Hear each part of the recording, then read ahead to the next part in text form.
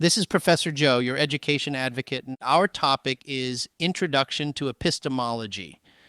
I owe some ideas from Vincent Potter in his book On Understanding Understanding and from Gary Kessler in Voices of Wisdom. Both are textbooks in philosophy. Let me begin this with definitions.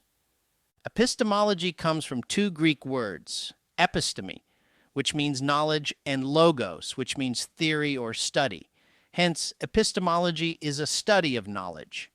Vincent Potter, in 1994, in his book Understanding Understanding, defined epistemology as that branch of philosophy that determines the nature and scope of a person's capacity or drive to know. Potter emphasizes the capacity of knowing within a person himself. So we should not ask this question, do we know? Because this question puts into doubt our capacity to know. Do we know? Implies also that this question is answerable by yes or no. If we say yes, we affirm that we know, and if we say no, our no answer comes from knowing itself. So by asking do we know, we only contradict ourselves. The right question, however, in epistemology should be, how is knowing possible? How do I know? Are there conditions for me to know? Let me expand this topic by exploring two main epistemological theories, empiricism and rationalism. Empiricism is an epistemological theory that says knowledge comes through experience. Our senses are a gateway to experience something. For empiricists, our mind is tabula rasa, meaning it has nothing on it since birth, or it is an empty tablet. John Locke has this view in his epistemology. These ideas can come to us through experience, either by sensation or reflection. Sensation is the experience of things outside us, and by reflection, an experience of something from within, like feelings and emotions. For empiricists, knowledge is also a posteriori, meaning it comes after experience, that idea that we cannot know something until we experience it through the senses. This epistemological theory utilizes inductive method to draw a conclusion, in which particular individual experiences can contribute to support the conclusion. Rationalism is an epistemological theory that says that reason is the source of knowledge. Our intellect or our mind provides ideas embedded since birth. Call them innate ideas, ideas built into the mind since birth. We may have some sense of taste in our tongue, a sense of distance, a sense of quality and quantity. All of these categories of the mind may have already been there since birth, and we develop them as we encounter them in real-life experiences. The rationalists call this kind of knowledge a priori knowledge, a knowledge before or independent of experience. Our intellect in this theory serves as a gateway to knowing. The rationalists utilize the deductive approach in concluding. The deduction method applies general principles and assumes them as true and valid in the conclusion. An example of this general rule is that whatever I throw upward goes down. This is always true in certain truth while we are in the sphere of the earth where gravity is possible. We may ask, who has the correct theory of knowing, the empiricists or the rationalists? Often in epistemology, we are constantly confronted with doubt and uncertainty in matters of conclusion or in matters of possibility. This belongs to skepticism. What is skepticism? Skepticism is an epistemological position wherein the knower is in the context of doubt or need to suspend judgment. There are many reasons to doubt and to suspend judgment. One is that the data sought are not available, insufficient, and incomplete. Skepticism comes from the Greek word skeptomai. The word skeptomai means to reflect, to consider, or to examine. This word makes sense when we encounter doubt. We suspend our judgment to have time for reflection, consideration, and re-examination. There are three kinds of skepticism in the study of epistemology. First, there is a kind of skepticism called common sense skepticism. It is a healthy kind of skepticism that allows us to suspend judgment in whatever we do, because by common sense, we do not allow it to happen. Say I'm preparing for breakfast, and I find old food has molds and off smell. So by common sense, I will not serve and eat that food. The second is methodical skepticism, which is often used by philosophers and scientists in their search for truth.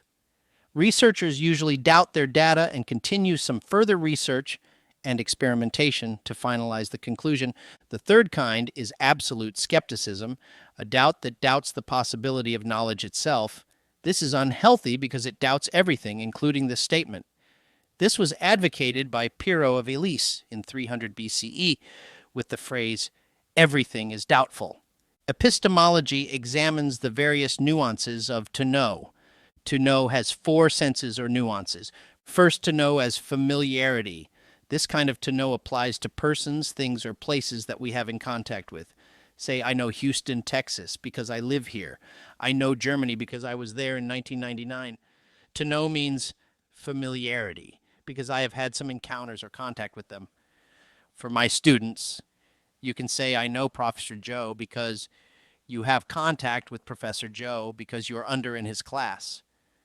The second meaning to know is awareness of something. You may use the word to know without direct experience, encounter, or contact with the things, places, and persons. You can say, I know Elon Musk. I know Jeff Bezos. I know Donald Trump, even though I have no meeting with these people. To know in this sense is just awareness. The third meaning is to know as skill or know-how. You may say, I know how to drive, I know how to cook, I know how to dance. They refer to skills or know-how in dealing with some issues. Now remember this. The three nuances above, familiarity, awareness, and know-how, are not epistemological in nature. They are not the problem of epistemology because of the statements above, like I know Houston, I know Professor Joe, I know Elon Musk, I know Jeff Bezos, I know Donald Trump. They are not propositions. They are not assertions of something about something. They are not claims about something, and they do not demand judgments. They have no truth value of either true or false. Say, I know Elon. So what? It did not ask me to evaluate or to judge. The fourth kind of to know is epistemological, to know that. To know that implies an asserted proposition, asserting something to be true or false. It asserts about the thing, person, or place with a commitment or conviction to be true or false. Say that Joe is a faithful husband, that Joe is handsome, that Elon Musk is irresponsible, that Donald is generous. All these are called that statements. They assert something, and they demand judgment to be true or false. So only the propositional statements are considered epistemological. Remember this, not all statements are propositions. Some are. Only proposition demands judgment. So let us discuss what judgment is. Judgment is an act of accepting or rejecting a proposition. It is to affirm or deny a proposition or assertion. What is needed to have a justified judgment? We need evidence or proof that supports our judgment. In the absence of proof, we fall into the unjustified claim. It is just an opinion. An option is not considered knowledge. So what is knowledge? Knowledge is defined as justified truth claim. Knowledge involves three important elements. First, there must be a claim or belief. A claim or belief is a firm conviction about something you assert as true, and you make a commitment or conviction about it as true. So, it has truth value.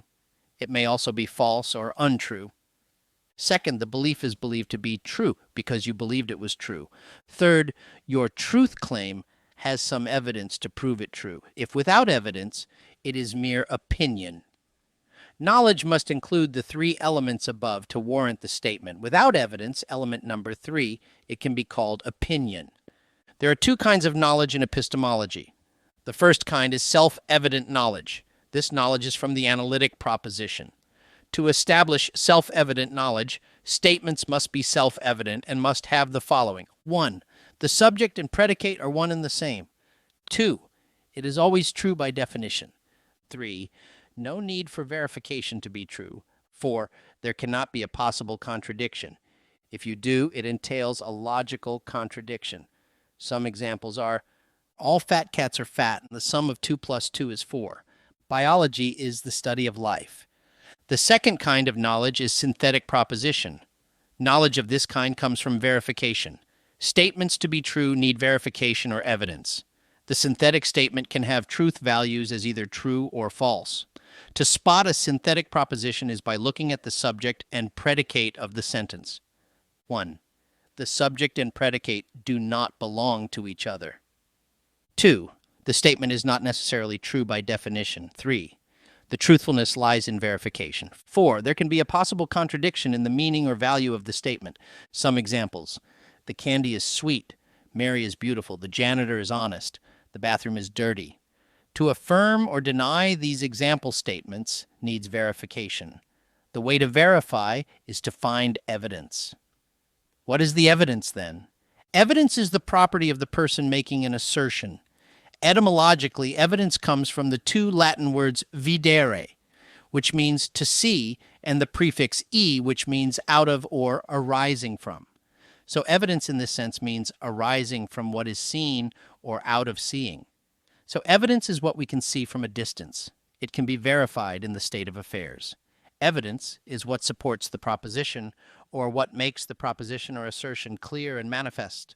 Evidence also needs to be adequate, meaning necessary and sufficient. Any inadequate evidence provide no warrant to the claim, and the claim can become an opinion. Let me turn your focus on certitude this time. Certitude is another property of the agent making an assertion or from the person claiming it. Someone can say, "I am certain." This statement implies a commitment that the claim has a warrant of certitude. There are kinds of certitude in epistemology. The first kind is absolute certitude, when there is no possibility of error. It can be found in the following propositions. It can be found in 1. Analytically true propositions when the statement is self-evident and the statement has no possibility of contradiction. Example, 2 plus 2 equals 4. This proposition, when denied, would entail a logical contradiction. Or to say that man is a rational being. This is also an analytic statement. To deny this would be a logical contradiction. You cannot say that man is not a rational animal, or 2 plus 2 is not 4. 2. Another absolutely certain statement is from some synthetically true proposition, in which a proposition whose denial entails a performative contradiction. Some examples are, "I think I exist and I am." They are some examples of synthetically true statements.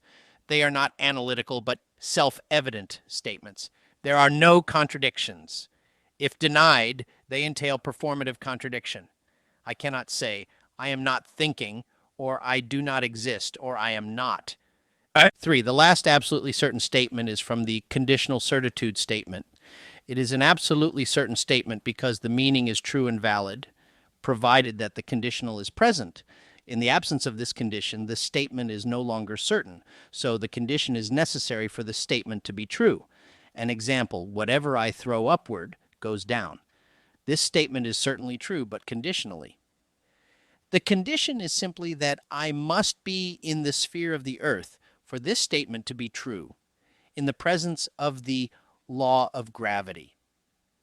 I hope I have provided you with some basics of epistemology and that it can help you prepare for deeper epistemological study. Thanks for watching. Please support my advocacy. Please subscribe to my YouTube channel.